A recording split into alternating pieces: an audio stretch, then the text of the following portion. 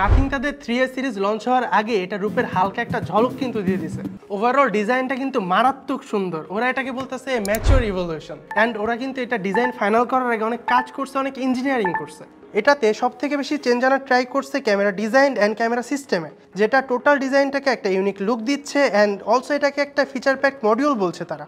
So ক্যামেরাতে এবার থাকছে 50 megapixel main, 50 megapixel periscopic set up and 8 megapixel ultra wide sensor. সাথে ওরা কিন্তু দিচ্ছে একটা ক্যামেরা বাটন, বাট মেবি এটা আইফোনের মতো ডেডিকেটেড ক্যামেরা বাটন না, হয়তো এআই ফিচারকে টার্গেট করে বানানো হয়েছে। অ্যান্ড নাথিং এর signature transparent looks with clip interface পাচ্ছেন with lots of customization. Plus nothing 3A প্রোতে দিয়েছে Snapdragon 7S Gen 3 5000 mAh battery, 6.77 ইঞ্চের 120Hz AMOLED display, 12 to 56GB পর্যন্ত র্যাম অপশন।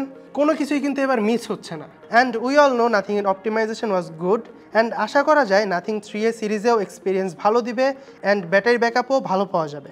সো এবার টোটাল 2টা মডেল লঞ্চ হবে, nothing 3A, nothing 3A Pro। আর nothing try করতেছে একটা বাজেট ফ্রেন্ডলি ডিভাইস তৈরি করার। So let's see what we get, nothing, something or everything.